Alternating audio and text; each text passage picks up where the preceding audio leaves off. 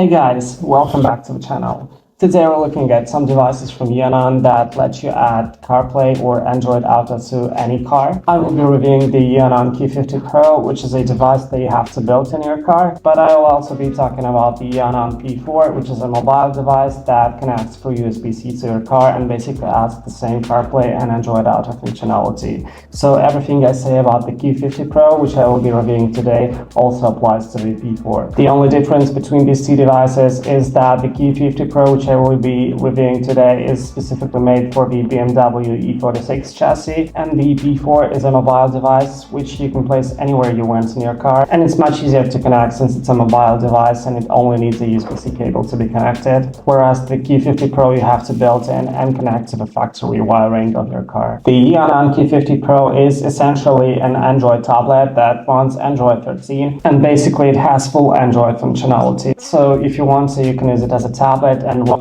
any Android app on it if you want to, but it also runs CarPlay or Android Auto depending on what you need. The unit I got runs Android 13, and I've tried installing some apps on it. Basically, I didn't have any troubles installing any apps on it. They run fine. So as I said, you can use it without a phone as an Android tablet if you want to. The only downside is you have to pick if you want to connect it to your phone or if you want to use it as a tablet, because once you connect it to your phone to use CarPlay, you can no longer send internet data to a device, which means the apps that require internet outside of CarPlay won't run. So if you want to use it as a tablet with Wi-Fi data coming from your phone, you have to disconnect the CarPlay, but that's barely an issue, to be honest. You can do that anytime. In my case, I only use it as a CarPlay device because I drive a 20-year-old car, which obviously doesn't support CarPlay. It doesn't even have Bluetooth. So I got this device for my car just so I can listen to music, or even better, use maps on a big screen, because let's be honest, trying to look on the map on your phone becomes tiring for your eyes, and no matter what size phone you have, it's still going to be much smaller and you have to place the phone somewhere. And for me at least, it was a big struggle looking at my phone for directions every time I need it. So having a bigger screen definitely helped with that. What I've noticed though, since the CarPlay is wireless,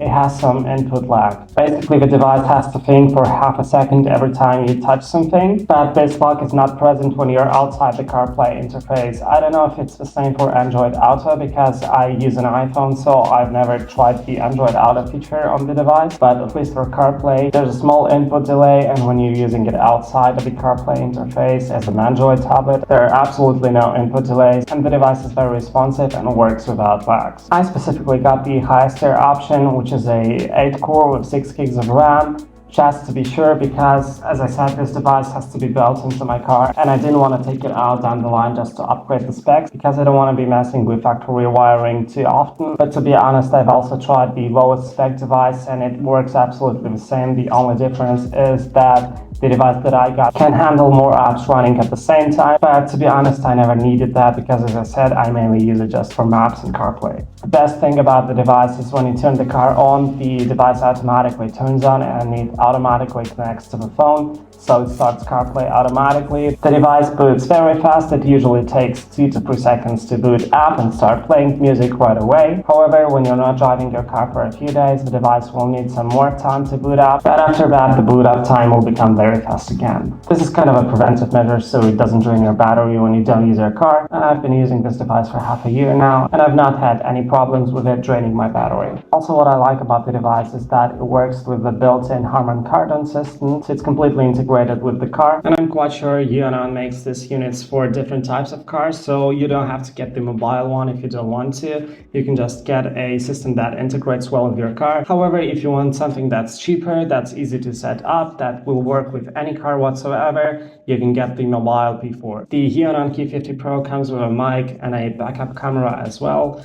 and the backup camera activates every time you put the car in reverse. So if you want to, you can connect these accessories too. However, you don't have to. It works well without them. And the same goes for the P4. It also comes with a backup camera. And considering the asking price is just around $100, this is just a must-have for any older car if you want CarPlay or Android Auto. You don't have to go buy a new car or lease a new car.